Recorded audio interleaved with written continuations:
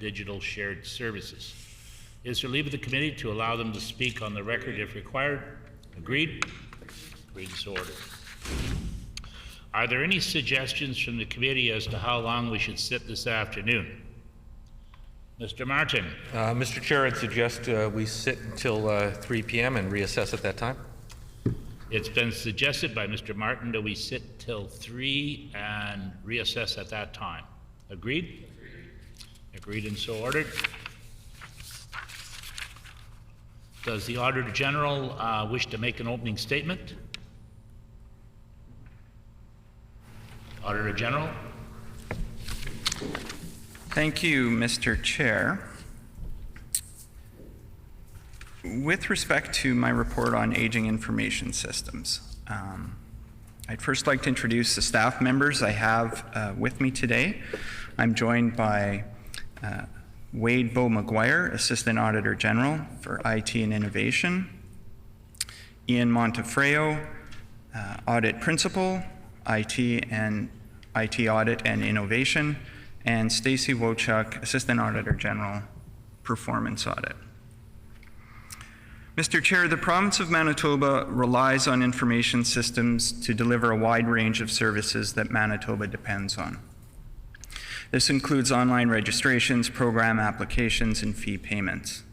These information systems include hardware such as servers, firewalls, switches, and routers, as well as the software that runs on these devices.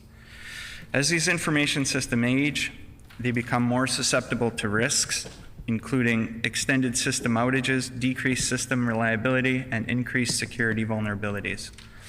Aging systems may also be unable to keep up with the evolving needs and expectations of Manitobans. It's important that the age and suitability of information systems be monitored to make sure that they are replaced or upgraded when needed.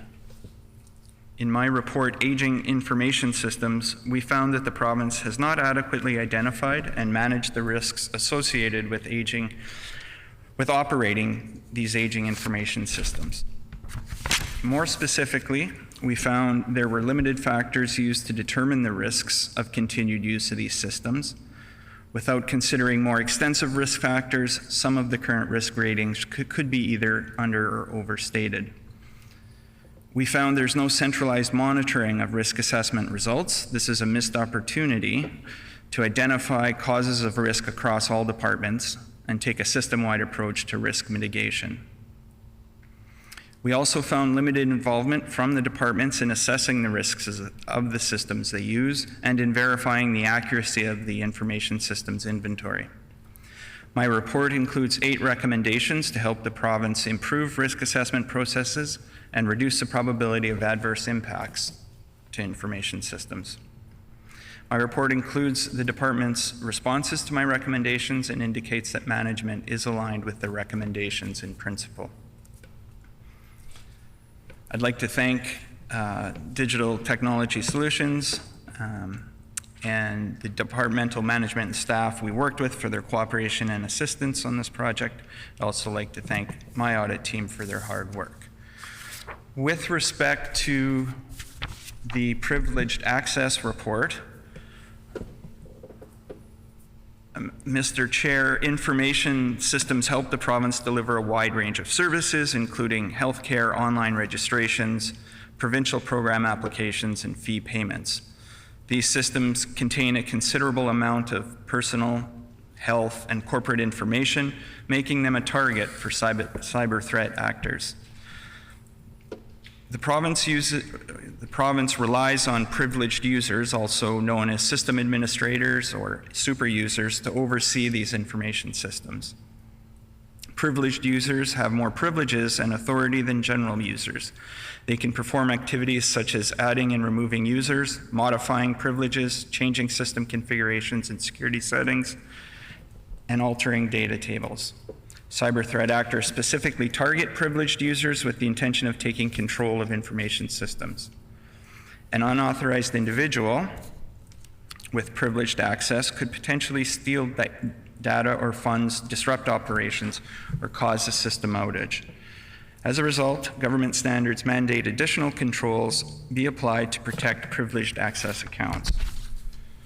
In my report, Privileged Access Information Systems, we found the province is not adequately controlling privileged access rights to prevent unauthorized access to information systems.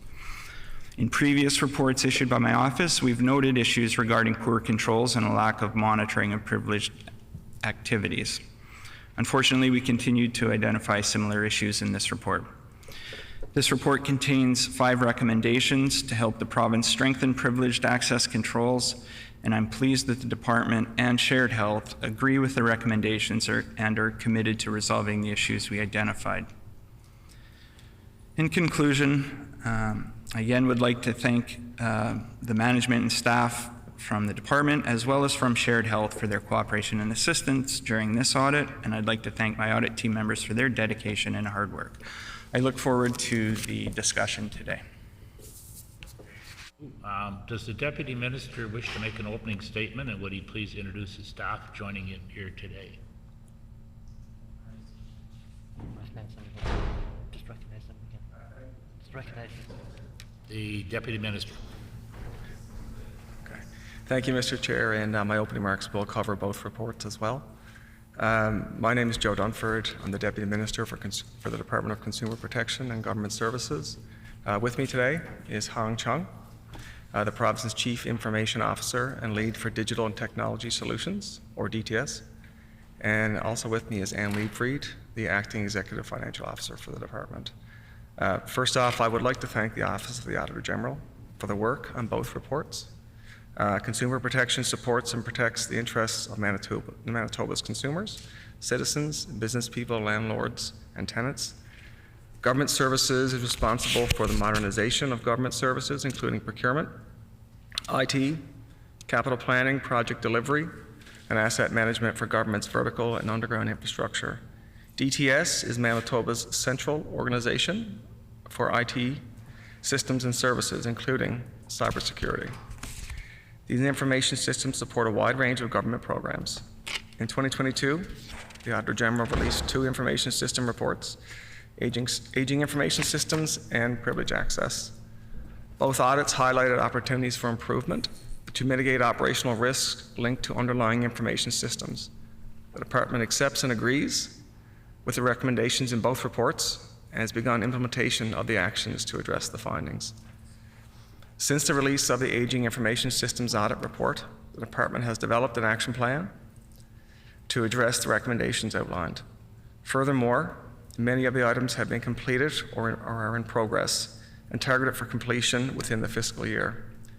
The Department has updated its ICT standards used as the basis for technology risk rating, updated ICT standards and application portfolio assessment processes to better align with the annual budget cycle, updated the classification framework for determining system risk, including the addition of stakeholder impact, updated the application portfolio management process to include increased stakeholder engagement, increased governance to reduce risk of errors, and frequent reviews to keep information relevant, and begun exploring automated systems and tools to improve existing processes.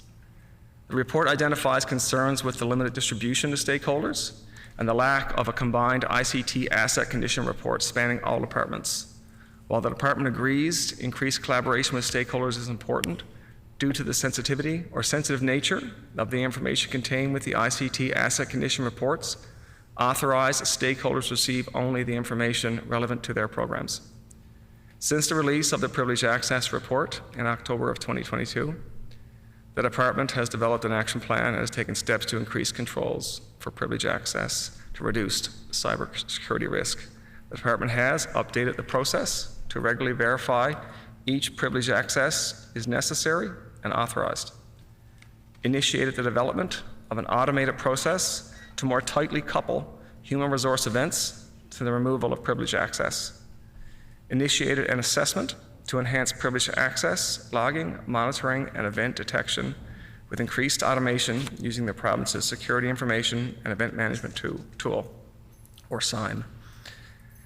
Initiated a plan to introduce new automated privileged access management tools. Initiated a privileged access policy review and initiated planning to increase awareness and training efforts. While the department agrees with the recommendations in both reports and accepts them, we are also cognizant that there are both technology limitations and dependencies on human input that will prevent the complete elimination of errors.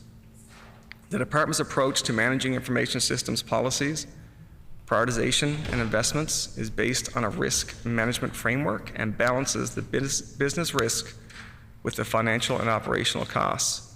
The framework continues to evolve, and the department will collaborate with stakeholders to better define, refine, and roll out across the province.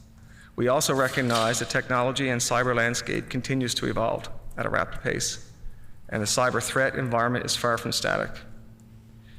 To adapt, the department will continue to build upon the actions presented today and in the report to further reduce and mitigate current and new threats. Given the sensitive nature of the topics being discussed today and the potential implications to cybersecurity, we may not be able to go into specific details when answering some of the committee's questions. Lastly, I would like to thank the Office of the Auditor General for their efforts in helping us improve our controls and mitigate risk resulting from information systems.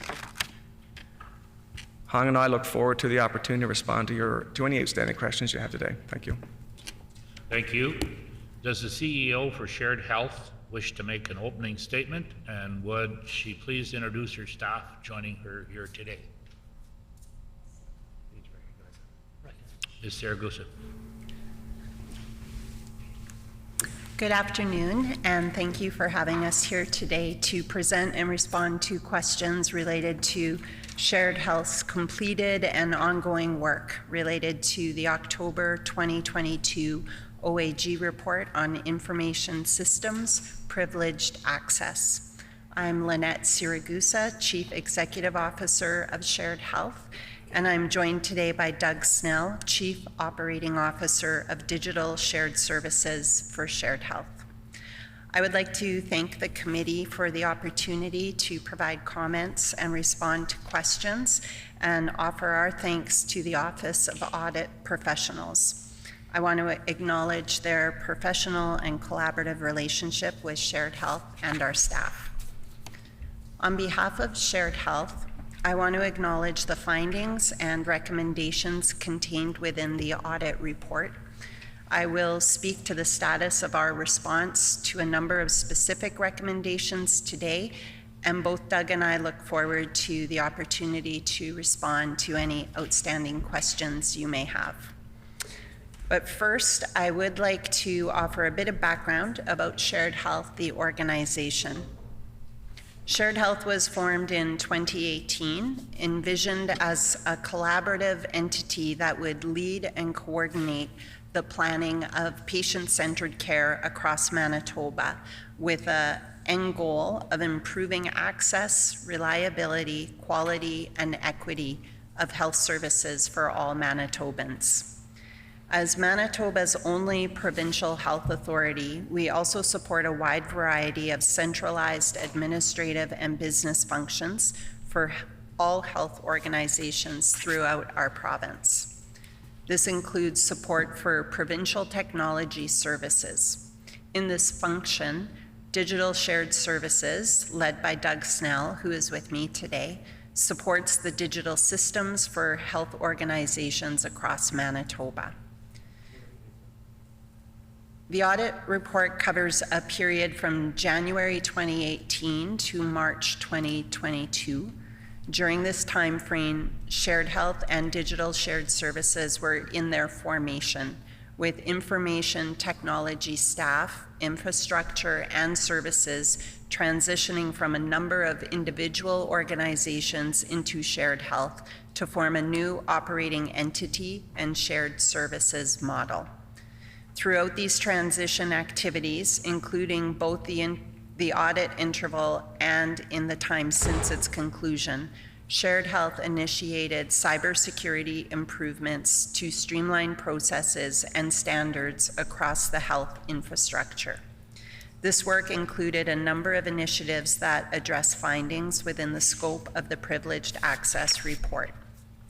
In our provincial role, Shared Health collaborates with the Department of Labor, Consumer Protection and Government Services, Digital and Technology Services on forward-looking plans, opportunities for alignment, and standards on matters of technology, procurement, and cybersecurity.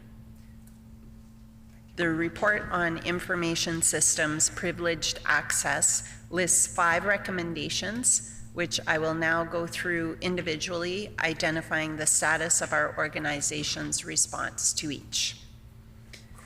Recommendation number 1, we recommend that Shared Health prepare a list of authorized officials who will approve access to applicants, grant access only after validating access approval from the authorized officials, and retain the access approval documents. Status, Shared Health has implemented improvements to the processes and updated standards to reflect the recommendations, including maintaining a centralized list of authorized individuals who can approve access to applications, compliance processes, access standards, and records retention practices. Recommendation number 2, we recommend that Shared Health investigate and implement automated solutions to improve management of privileged access and integrate access removal processes with human resources to remove users promptly. Status, Shared Health is actively deploying automated solutions and operating procedures to improve the management of privileged access across the provincial infrastructures. Completion of this work is anticipated to occur in the second quarter of 2023. Shared Health is also collaborating with human resources to improve the integration of processes and technologies to remove user access promptly. Targeted completion of this work is fourth quarter of 2024. Recommendation number 3, we recommend that Shared Health regularly review all privileged users to verify their access rights align with their job responsibilities and to ensure unauthorized privileges do not exist. Remove unnecessary access promptly after the review and retain the access rights review documents. Status, Shared Health has operationalized a quarterly management review and compliance audit process of all privileged access, including any adjustments to access as required and retention of access rights requested documentation. Recommendation number 4. We recommend that Shared Health implement the identification and authentication standard and control recommendations presented in our letters to management. Status, Shared Health is actively implementing the recommendations to address the findings to align to published standards and control recommendations. No additional resources required or identified at this time. And recommendation number 5, we recommend that Shared Health log all privileged user activities, determine and regularly review risky activities, and where not already implemented, investigate methods to automate privileged user monitoring, including alerts of activities that should be reviewed. Status, Shared Health is actively deploying automated solutions to log all privileged user activities, including provisioning, elevation of privilege, alerts for activities requiring review, and procedures to conduct reviews with an anticipated completion in quarter 4, 2023. We are now prepared to take questions on administrative related items posed by the committee. We will endeavor to answer any and all inquiries here today. However, note that some questions may need to be taken as notice, in which case we will provide a specific response in writing. Questions may be directed to either of us. However, Doug is most familiar with the audit findings and field of discussion related to privileged access. Doug has initiated the improvement projects to address the findings in the audit and actively collaborates with the Department of Labor, Consumer Protection, and Government Services on matters related to infrastructure, technology, procurement, and cybersecurity standardization. He's able to take questions from committee members and to assist me in providing answers. That's it. Thank you. Before we proceed further, I would like to remind the committee of the process that is undertaken with regard to outstanding questions. At the end of every meeting, the research officer reviews the answer for any outstanding questions that the witness commits to provide an answer to, and will draft a questions pending response document to send to the Deputy Minister.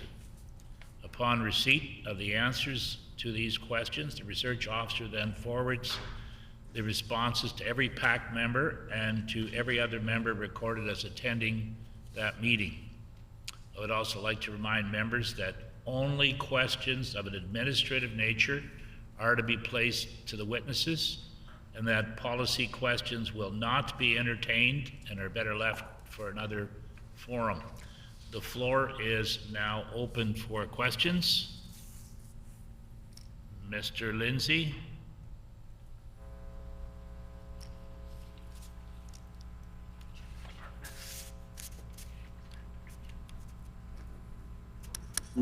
Sorry, trying to operate off a phone because I'm really remote today. I'm up in Thompson. So my first question is in relation to the aging information systems audit. We know that there's a number of issues there, and part of the audit was to do the proper assessment to determine what were the highest risks, where they were, and what the recommended changes would be. So I guess my first question is, has that risk assessment been completed, or how far along in the process is it? And has this risk assessment resulted in any changes?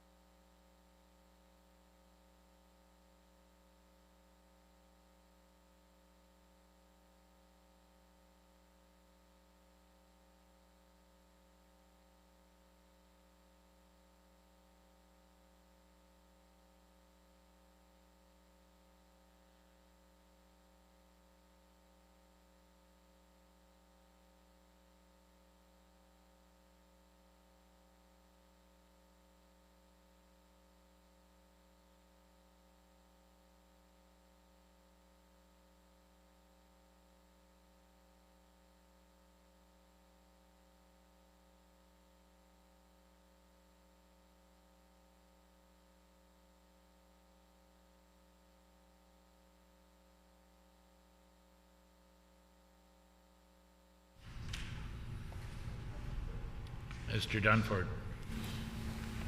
Thank you for the question. So that risk assessment has been completed. It will be one that will continue to be ongoing as well. There was items in that we found that we have addressed since. So there's certain programs that we have closed down, or systems that we've had to deal with, without getting into specifics. But yes, we have done that assessment.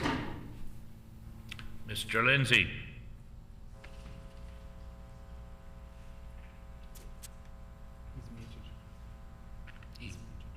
So, how are we gonna-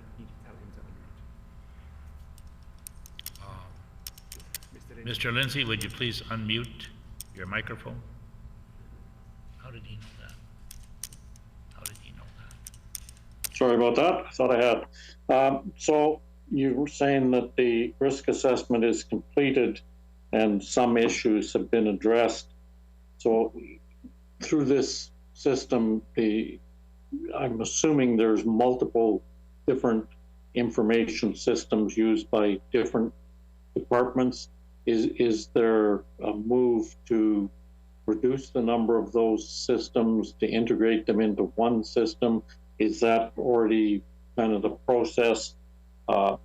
And you have some outstanding issues identified in the risk assessment. Could you tell us what the status is as far as mitigating those risks?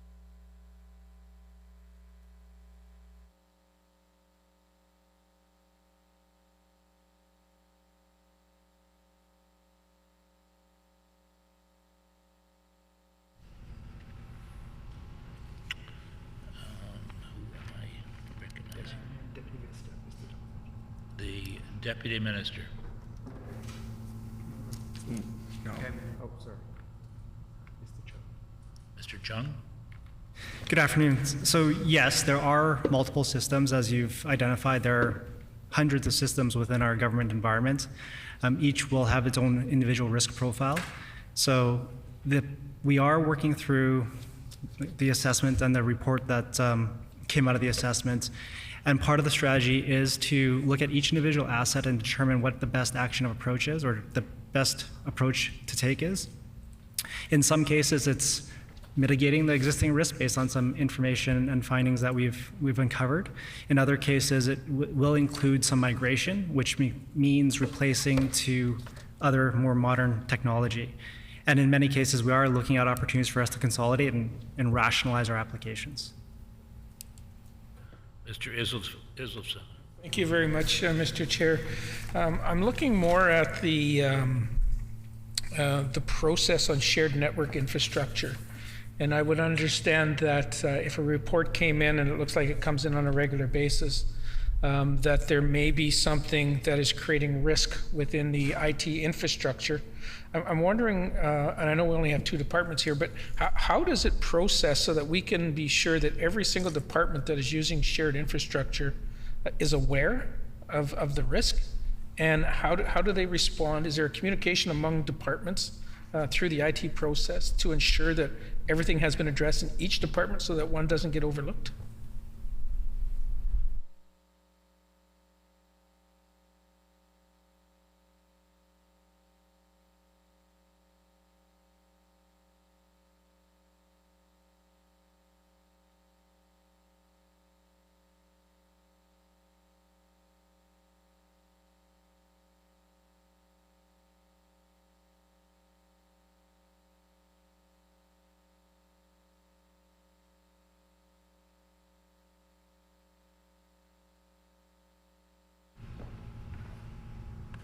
Mr. Chung. So shared infrastructure is managed and monitored centrally, so within my organization, within Digital Technology Solutions. We do look at what applications, what departments are impacted by the underlying technology, and based on that assessment, we do have communication processes to inform and collaborate with the impacted departments. Mr. Isleson. Thank you, Mr. Chair. So just a quick follow-up then. So with that process coming out, how often and how wide are the reports released, through the chair, how widely informing are the reports released from the IT department so that everybody stays on that page and keeps a look out for adverse effects that might happen within their departments?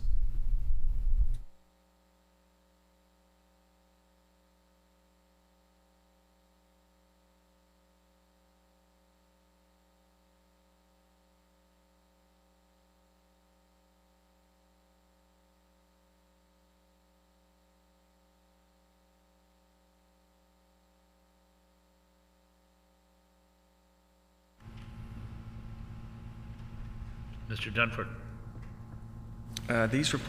These reports come out on an ad hoc and annual basis. So ad hoc as needed, if there's a certain event of some sort, then they would come out.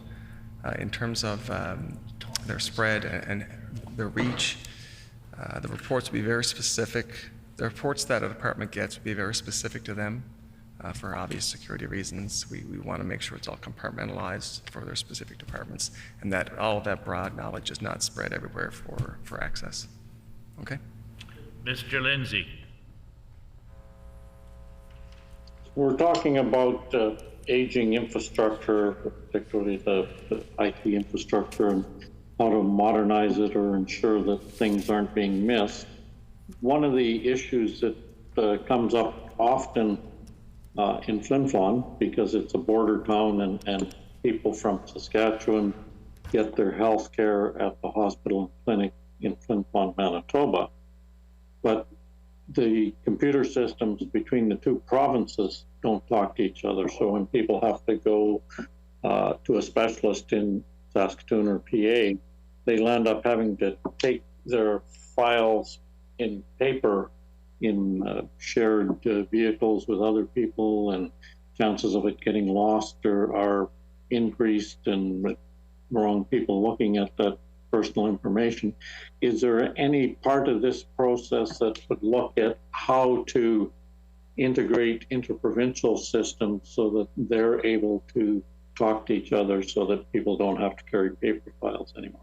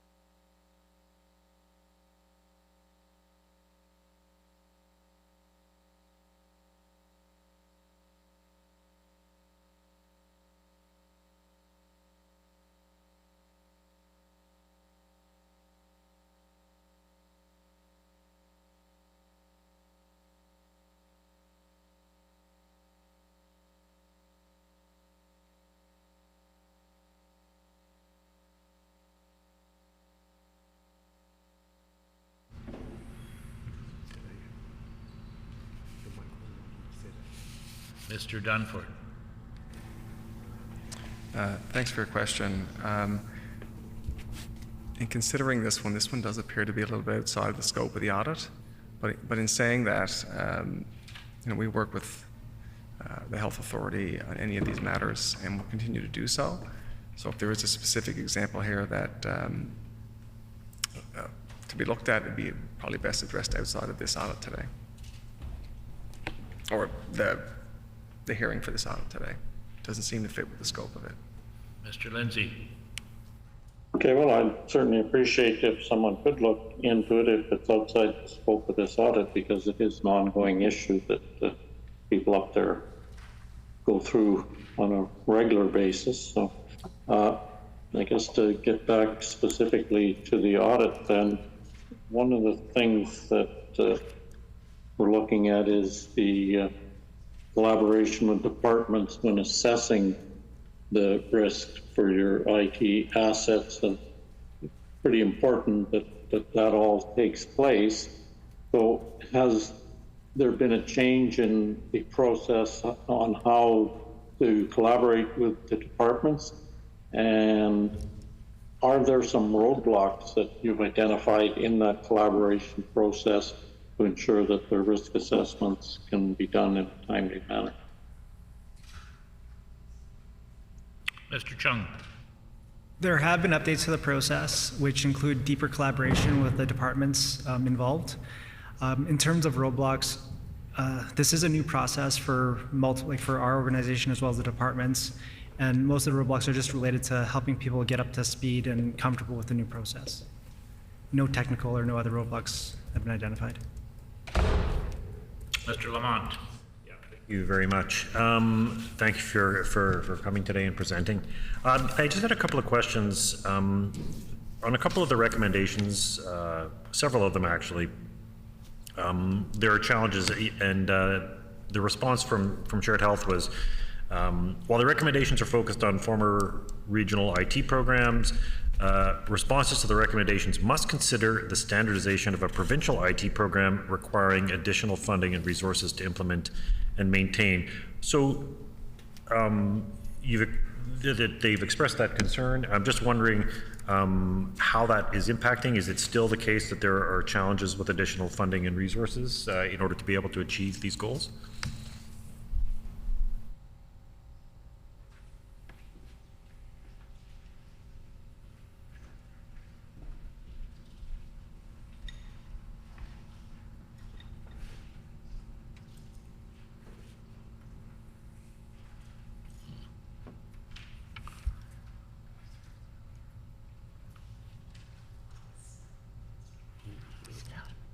Mr. Snell? Mr. Snell? Thanks very much for the question. And at the time that the audit was ongoing, there was a number of items of discovery that we were still working through with the cybersecurity program. Since that time, we've done the analysis, and we don't require any further resources at this time based on the efficiencies we were able to extract and the standardization. It was just an unknown at that time. Mr. Lamont? Thank you very much. And just wondering, there were a couple of areas under recommendation 5 and recommendation 4 that the departments weren't agreeing with a blanket approach. So can you just elaborate on what you mean by what the challenges were around implementing a blanket approach, and how the government and how the departments are planning to sort of, I guess, achieve what the Auditor General has set out without taking a different approach, taking a non-blanket approach, I guess.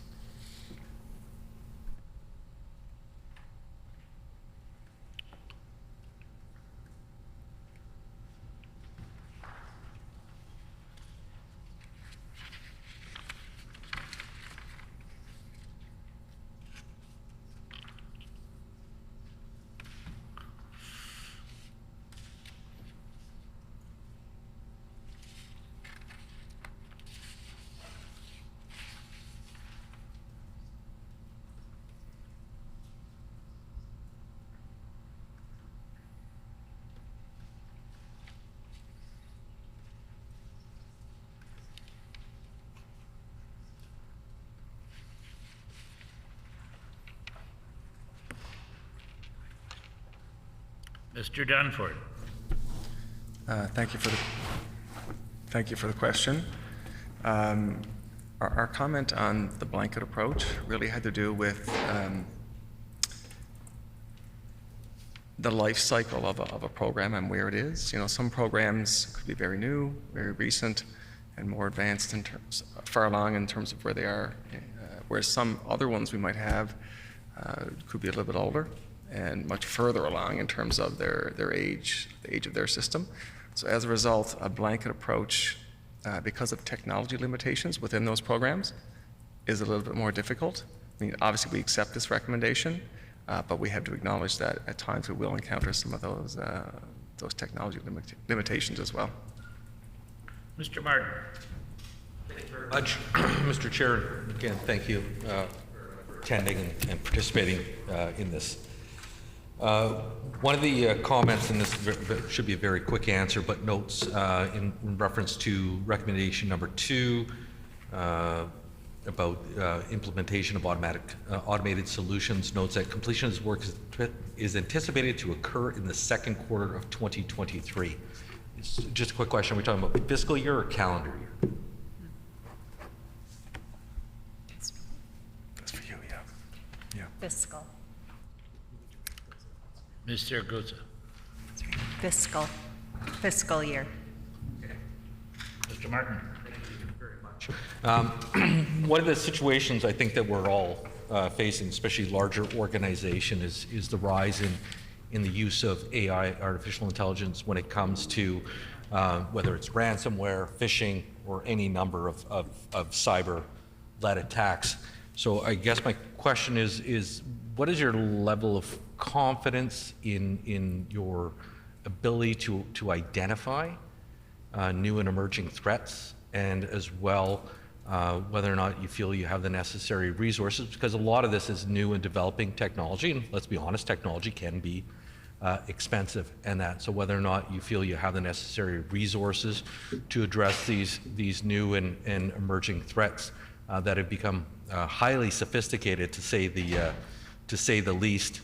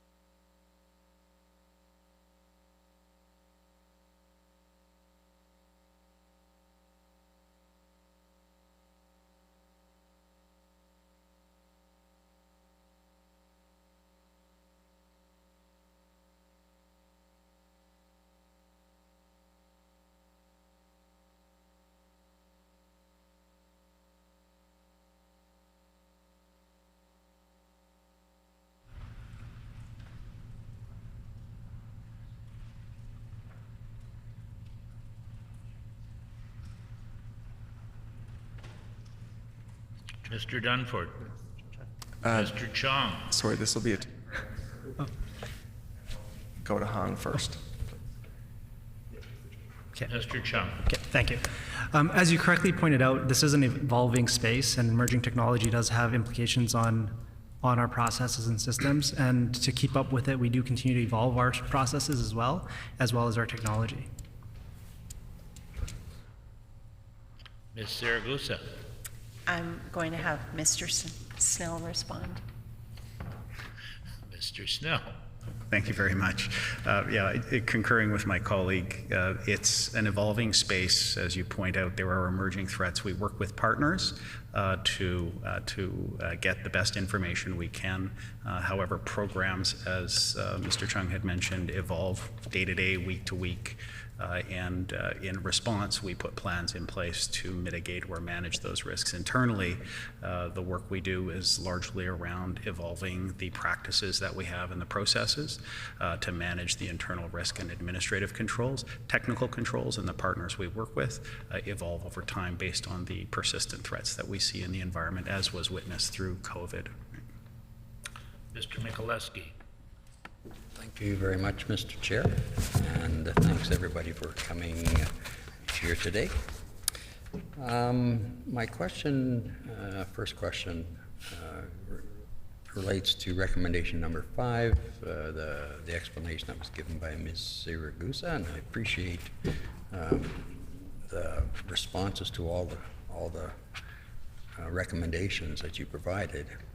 But my question is regarding deployed automated solutions, and I'm not an IT professional by any means or familiar with these systems, but I understand these systems can help tremendously in sort of data management and efficiencies of management. So, and you may not be able to answer, but my question is how,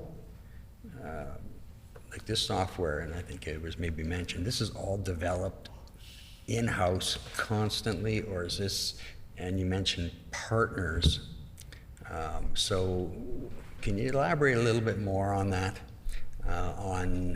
like, is this plug and play stuff that you guys are buying and incorporating, or are you developing, and how does that work, and what is the sort of the legacy costs management wise? Is there, if you can elaborate a little bit more on that?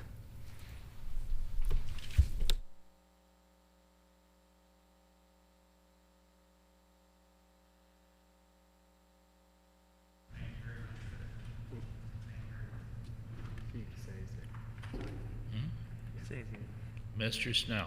Thank you very much for the question. Yeah, so it's really broken into two items. So there's the processes and practices that we have, which evolve, and that's part of the work that the Office of the Auditor General is doing. Those change over time, and we adjust our processes and practices. And then with respect to software to log, with respect to finding number 5 or recommendation number 5, those are, again, that market evolves over time. So what was available last year, new systems are on the market. Those are typically commercial solutions.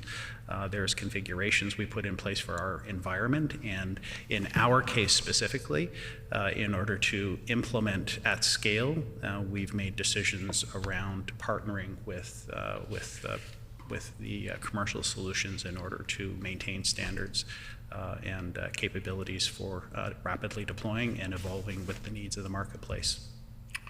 Mr. Michalewski. Okay, so just then a follow-up. Again, you said this is a commercial market that you're accessing and playing around in to help you develop incorporate what we're doing.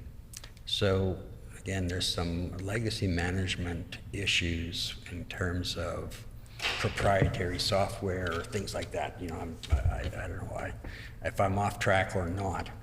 But is there these costs, and how secure then are these technologies that you're adopting? Like maybe that's part of what you're buying is the ability to put in your own security. So how really secure is this? And what is being done? And I think it's been answered that there's processes in place to make sure people have a heightened sort of emphasis on access. How are we making sure and ensuring that these systems are secure, and then also the users are being, I understand that's generally what the audit is talking to, but again, my concern generally is incorporating software, commercial software, and the liabilities, I guess, for the province or for your department on maintaining these operating systems and updating and those types of things.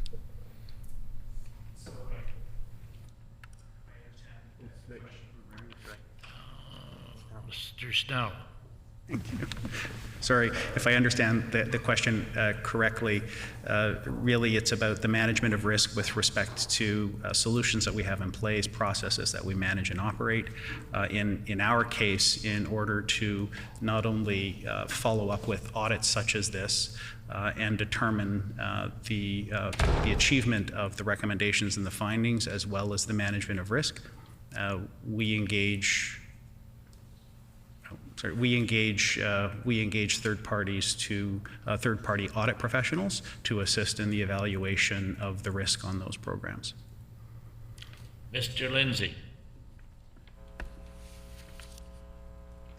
Yes, thank you, Mr. Chair. So looking at some of the reporting and how it works, it was noted in the audit that there was no input controls in regarding the supporting technologies, and it noted there were several errors in how the risks were assigned. In one case, certain application was deemed to be yellow, medium risk, when in fact, according to ICT standards, that operating system was already under the retirement phase, which should have led it to be classified as red. So I guess who checks the information that's being inputted into your risk system? Who checks that information to ensure it's accurate in a timely fashion so that you're getting the best reporting so that you can do the best mitigation practices?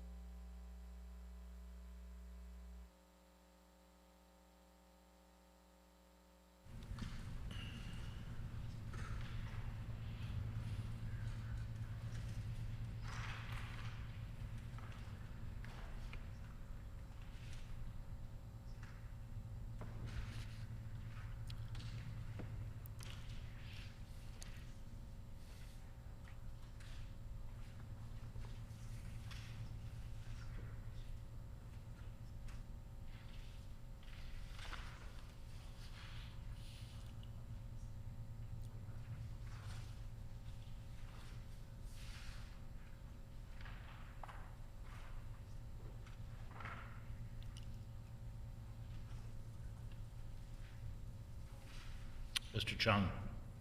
Thank you for the question. As part of the work that we've done recently in response to the audit, we have updated our processes and governance, and that governance includes peer reviews, management reviews, as well as stakeholder reviews, and that'll help us mitigate and minimize any errors as a result of or any errors in the system. Mr. Lindsay. Could you just explain a little bit about how the system works when you're doing things across multiple departments? If one department identifies it a certain way, another department identifies it somewhat differently based on the information they have, that there has to be some system to ensure the right balance in how those assessments are determined. And is part of the problem personnel, ensuring that it's the same personnel or the right personnel continuing through the assessment process? Does change in personnel affect what someone determines is a high risk, low risk, or a medium risk? Oh, thanks for the process also includes the introduction of a new classification framework, which does include both a technology and support element as well as a business impact element. From a technology perspective, we do look at each system on an individual basis, and we look at not just the application itself, but the various components that are required to support that application.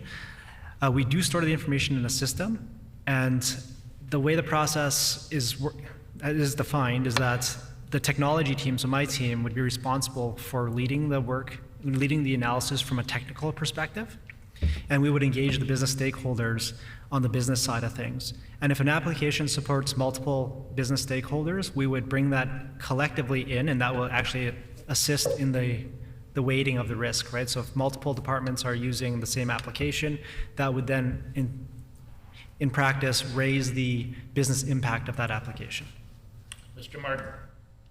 Very much, Mr. Chair. And I'm cognizant, obviously, about your earlier comments about sharing certain information and that. But one of the most fundamental and easiest actions that any one of us can do, obviously, undertake when we're dealing with issues of cybersecurity is backup. Now, the issue comes that often we don't personally and organizationally often check our backups until the time is needed. So without getting in too much detail, again, for obvious reasons, I'm just looking for assurances that you're confident that the systems are in place, that the data is backed up should the need arise for if the system is compromised in such a way that backup is required. And if it isn't, if the necessary backup isn't available, why isn't it?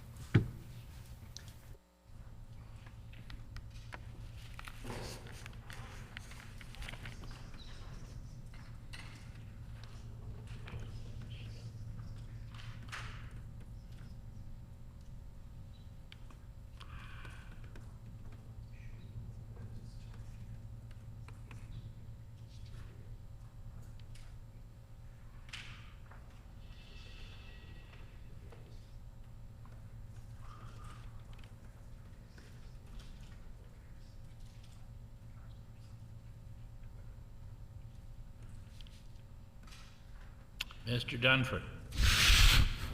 Thank you for your question. The question, as I understand it, really what you're referring to is that it was data centers and that type of backup system. For the scope of this audit, that would be outside of this. So if you did want to get some information on that, it would be something that we could address outside of this chamber. Mr. Martin. Thank you very much for that question. The other question I have is specifically more to the health department, because we're obviously dealing with a lot of potentially a lot of personal information. That I'm just curious, what are when a situation occurs, such as ransomware or some sort of cyber attack in which individuals' personal data may have been accessed, and that, what are the protocols in terms of alerting those individuals, or alerting the public at large that there has been a data breach, and what actions and undertakings that they can take personally to protect their data, and then as well protocols within Shared Health as to what actions that they would undertake after the fact to protect people's data and personal information.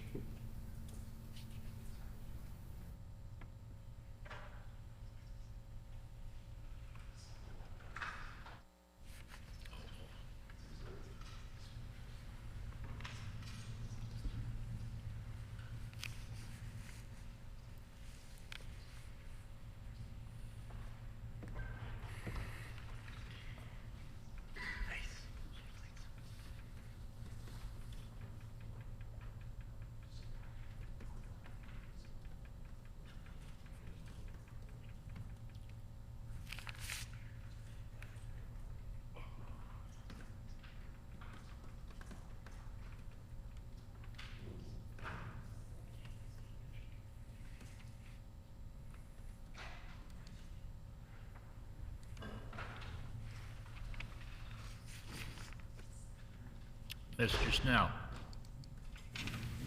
Thank you very much for the question. The scope of the privileged access audit for Shared Health didn't include matters of privacy. This is a matter of privacy in the legislation. However, if that needs to be taken on advisement or notice, we can certainly follow up after. Mr. Lamont. Yeah, thank you very much. I just had a question related to, I guess, security when it comes to the potential of travel abroad or department officials with privileged access, bringing IT assets, whether it's government phones or laptops where security might be compromised. So does the department have, or do the departments have a way to track the travel of IT assets? Or ensure that if anybody has something with an aging asset, that there's that extra level of security when traveling abroad or even traveling domestically?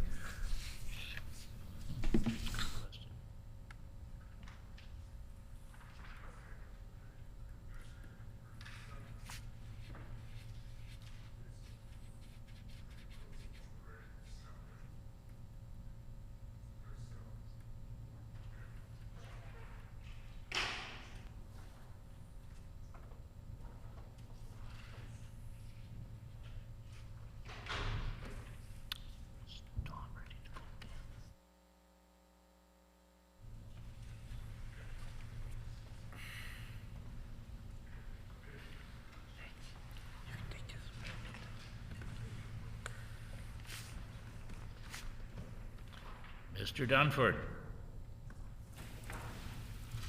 Thanks for the question. Yes, we do have processes and technologies to enable us to track any government-owned assets as they travel. Yes. Mr. Lamont. Question around recommendation 3 and audits. You've implemented a quarterly management review and compliance audit process of all privileged access. Can you just talk a bit about how that audit works? I mean, is it all top down, or are there ability? Do people have the capacity to also register that there's an issue or red flag an issue if they're in a department? Are the people able to report complaints like that as part of the audit, outside of the audit process as well?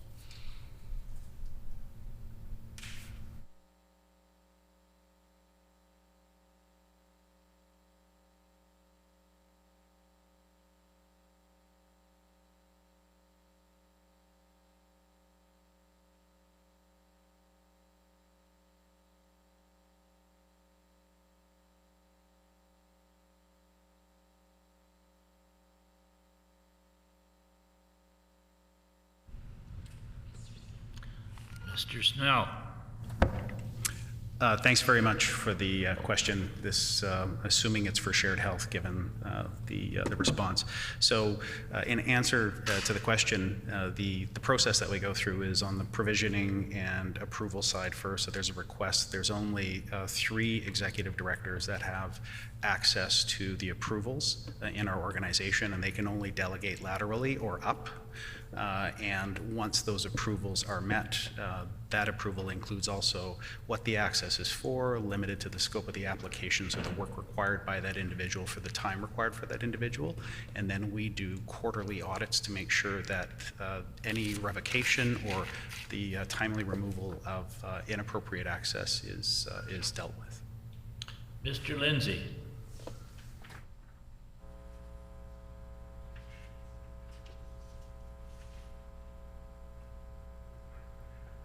He's muted.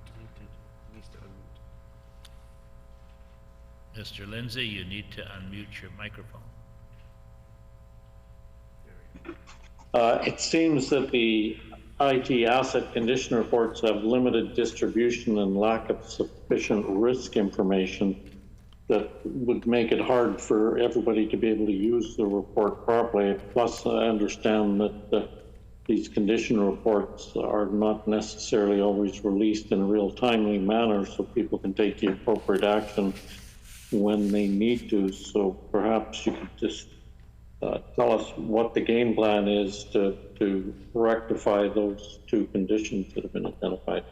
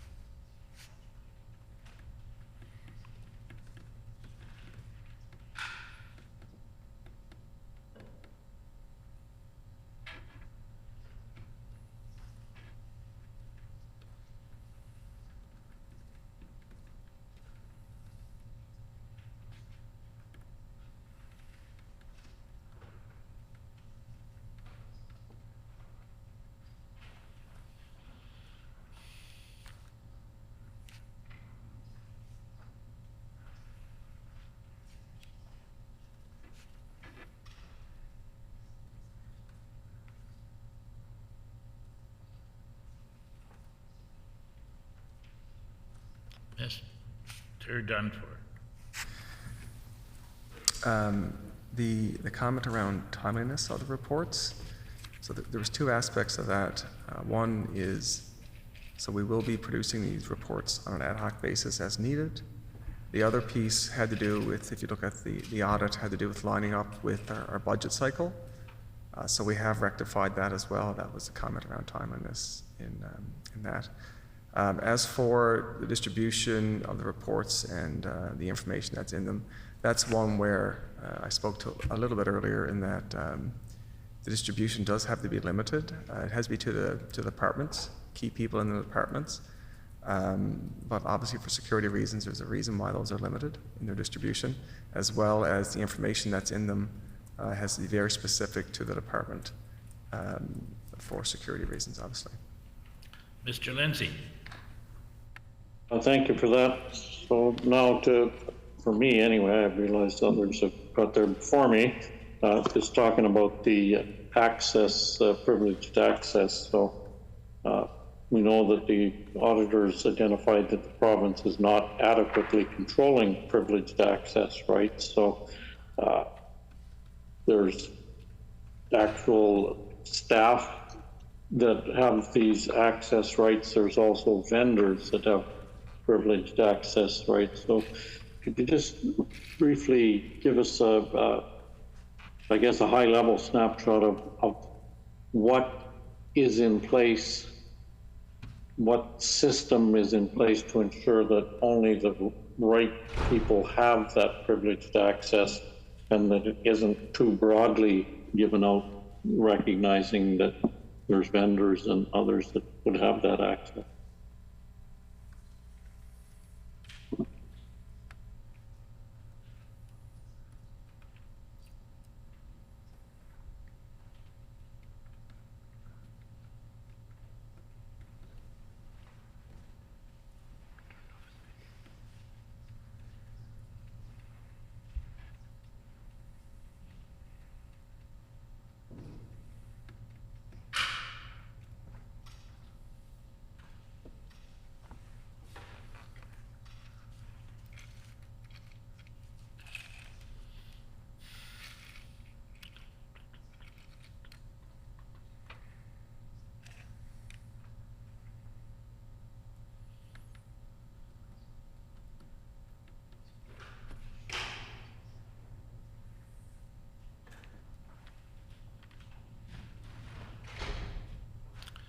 Mr. Chung.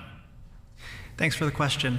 So first off, we are, as the Auditor General had recommended, we are updating our provisioning and deprovisioning processes for privileged access more tightly aligned with our HR processes. So when there's a change in staff or a change in, like a movement in staff or departure of staff, we'll be able to more promptly remove that access. So that's the first thing. In addition to that, there are still approval processes that are required before somebody can get access to a privileged access account, which requires both the department that's asking for the access to approve as well as the central, as well as my organization to approve. And lastly, similar to what my colleague at Shared Health had talked about in terms of their audit process, we have updated our process to implement something very similar, which will be utilized to catch anything that might have been missed throughout the processes. Mr. Mikuleski. Thank you, Mr. Chair. In the Aging Information System of February 2022 report, on page 6 and 7, it talks about BTT, but I know that's not the right term, but they produce asset reports which are sent to departments to be considered as part of a department IT demand planning. So but the language there is it's produced and it's to be considered but not required. So my question then is two-part. Is there no assurance then that government has integrated control of operating systems and that they're working together? Because I think the basis of this report and a number of reports is questioning the control on a number of levels of the management. And in the case, I think, with Shared Health, we're talking about 2018 as sort of the start of a new model, operating model. So prior to is raising a lot of questions about just how the system was functioning. So is there no assurance now that the government has integrated control of operating systems and that they work together? And number two, then the Auditor General has referenced this move towards centralized central monitoring. So is this also sort of a catch-all that's being incorporated into, let's say, the shared, I can't use the Shared Health model, but because I think that centralized thing is meant to cross all departments. So is that, what's the status of that as well? And is that a major component of the transition that's going on right now, is incorporating centralized monitoring?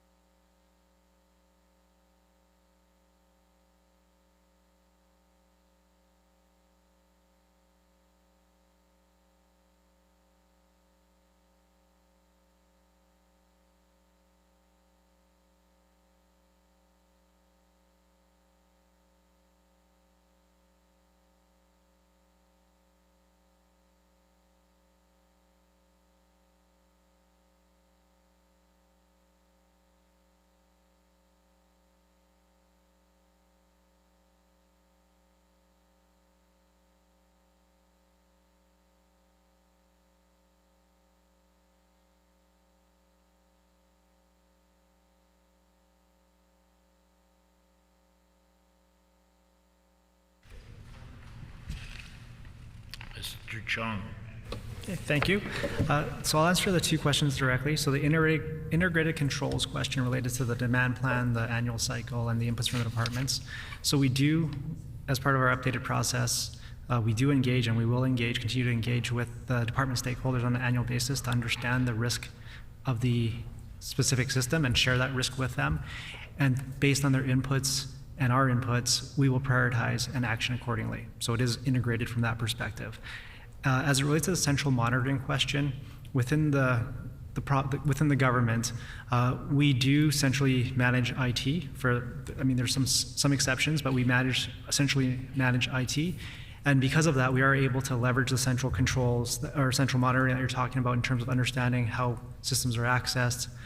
And it'll actually create more synergies for us to further enhance our solutions as we roll out more evolved technology and processes to further mitigate risk. Mr. Mikuleski? No further questions. Well, we're all here.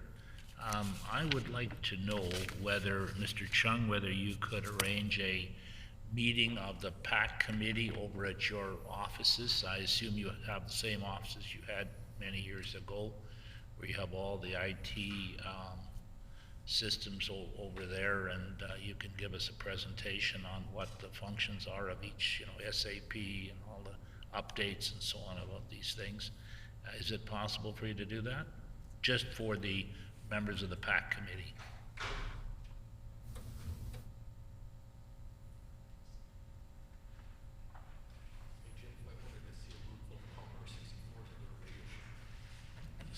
No,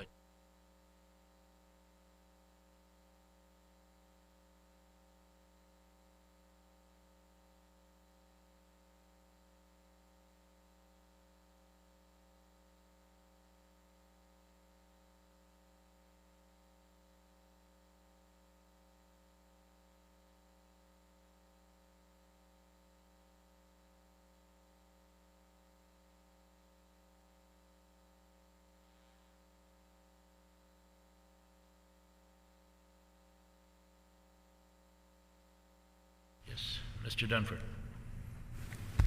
We'll be happy to accommodate that request. Okay, thank you very much. So, Mr. Lamont. I'll just one other question. It's on recommendation 2. The recommendation, shared health, integrate access removal processes with human resources to remove users promptly. I see that shared health is collaborating with human resources to improve the integration of processes and technologies. Targeted completion of this work is fourth quarter of 2024.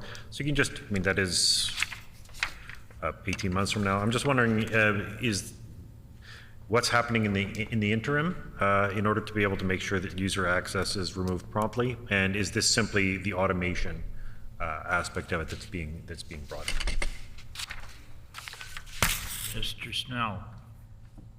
Yes, thank you very much for the question. So, correct, right now we have integrated processes and we get reports from HR as timely as they can provide us. What that is talking about is the target state where we have integration into the HR systems and payroll so that we can get notified as soon as there's action on those systems to automate the removal of that access. Mr. Lamont. That's it. Thank you. Mr. Mikuleski. Thank you, Mr. Chair. And just one final question, and it refers to the move in 2018 in shared health, and we're moving into a different system. So where is Manitoba carving its own path, or where are we relative to other provinces in Canada? Disability.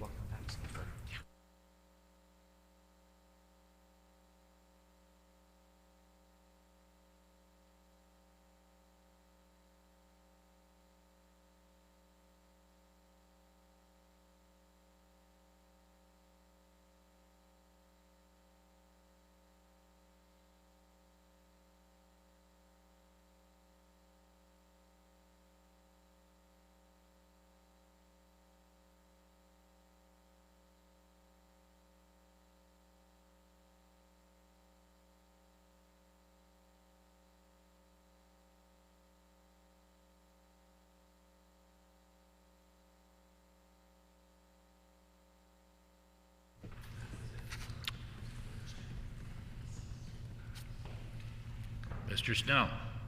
Thank you very much for the question. Unclear at this time how that question relates to the scope within the privileged access audit for shared health, but would be happy to take the question away on notice for follow-up. Are there any other questions? No more questions. Hearing none. Hearing no further questions or comments. I'll now put the question on the report. Shall the Auditor General's report titled Aging Information Systems dated February 2022 pass? Accordingly passed. Shall the Auditor General's report titled Information Systems Privileged Access dated October 2022 pass? The report is accordingly passed.